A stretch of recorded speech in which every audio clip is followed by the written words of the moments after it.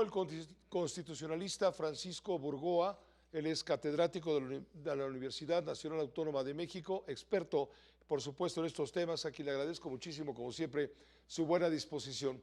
Francisco Burgoa, ¿cómo estás? Buenas noches, bienvenido. Vaya noche, ¿eh? ¿Qué tal, Pepe Cárdenas? Muy buenas noches, aunque con la Constitución no sé si le podemos decir buenas noches a ella. Ciertamente hay algunos que hoy se presentaron a la Cámara de Diputados para discutir la famosa supremacía constitucional vestidos de negro, de luto, para lamentar este fallecimiento del derecho, del Estado de Derecho. ¿Cuál es tu opinión entonces en este momento, Francisco Burgoa, respecto a lo que está pasando? ¿Estamos al borde de una crisis constitucional? En mi opinión, ya estamos en la crisis constitucional, sin embargo, esta se ha ido graduando o ha ido acrecentándose conforme pasan los días, porque de cada cuestión que proviene por parte del Poder Judicial, por ejemplo, ahorita, en el marco de las renuncias que ya presentaron los 8 ministros independientes, por llamarlo así, a este bloque, excluyendo a Elena Batres, a la Yasmín Esquivel y a Loretta Ortiz, porque ellas han manifestado que van a participar en las elecciones, pero este bloque de los 8 ya presentaron sus renuncias. ¿Y qué es lo que dice el Senado, especialmente su presidente Fernández Noroña? Que van a revisar para saber si aprueban esas renuncias, cuando de lo que ellos aprobaron de la reforma constitucional no se indica que las renuncias están sujetas a la aprobación de los senadores, simplemente se presentan y se hacen efectivas, punto, porque estamos Ahora, en un supuesto perdón que muy te interrumpa, específico. según me explicaba la diputada Olga Sánchez Cordero, los ministros renunciantes tienen que presentar la renuncia a la presidencia de la República, a la presidenta de la República, y ella enterar al Senado para proceder a lo conducente. Eso por una parte. Sin embargo, hemos percibido ciertas contradicciones.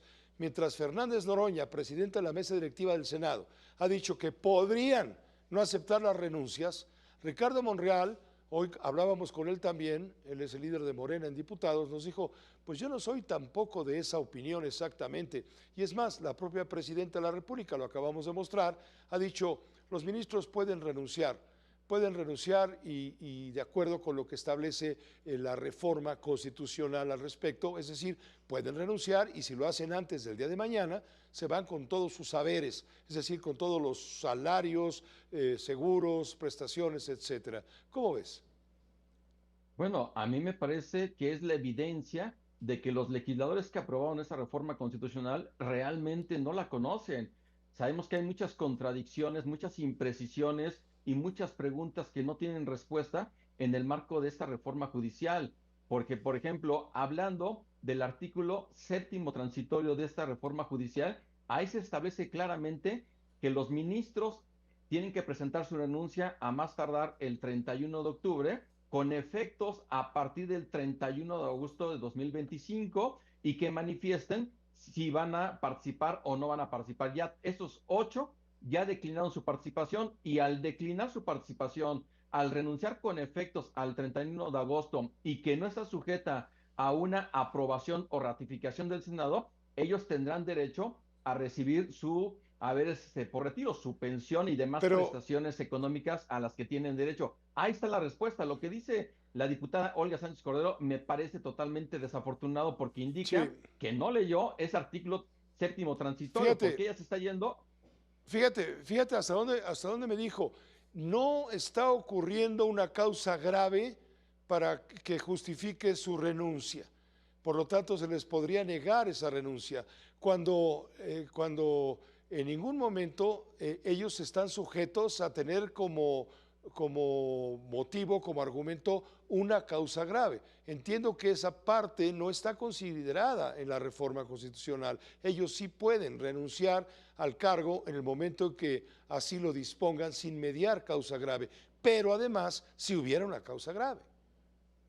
Es que si los ministros presentan su renuncia con el contenido de la Constitución, ahí sí se tiene que presentar directamente ante la presidenta de México, para que ella a su vez la envíe a la Cámara de Senadores y que se justifique la causa grave. pero no estamos en ese supuesto que establece el artículo 98 de la Constitución, que habla de las renuncias por causa grave. Aquí estamos hablando que los ministros están presentando su renuncia en cumplimiento porque así los orillaron esta reforma judicial, e insisto, en el artículo séptimo transitorio, que se lea y ahí está la respuesta de que los ministros bajo protesta y no están aceptando la conformidad con esta reforma judicial, están presentando sus renuncias con Sí, efectos al 31 de agosto. Esa es la respuesta, sí, sí, Pepe. Francisco Borgoa, pero también está argumentando el oficialismo que ellos actúan de esta manera en una especie de contubernio, de complot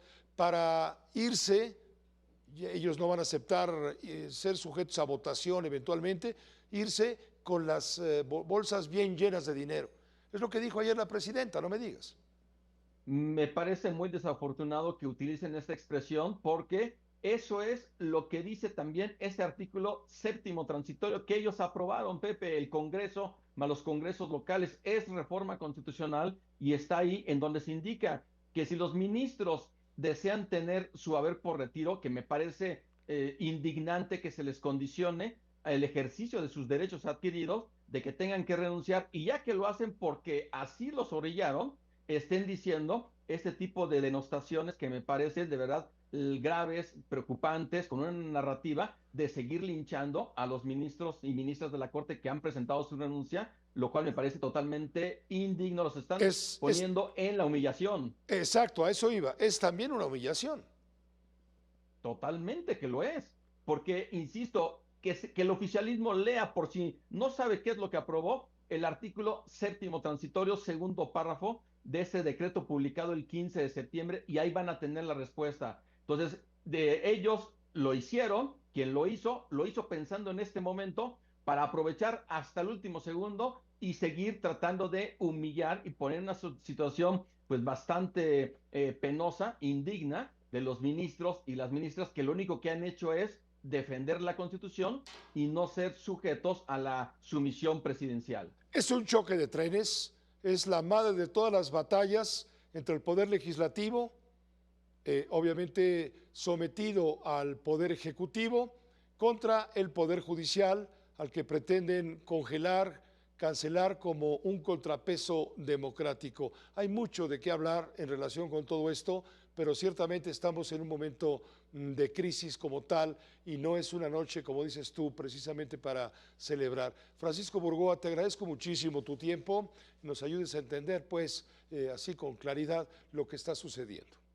Te mando un fuerte abrazo, mi querido Pepe. Muy buenas noches para ti y para tu audiencia. Gracias, Francisco. Gracias, Francisco Burgoa. Él es abogado constitucionalista, catedrático de la Universidad Nacional Autónoma de México.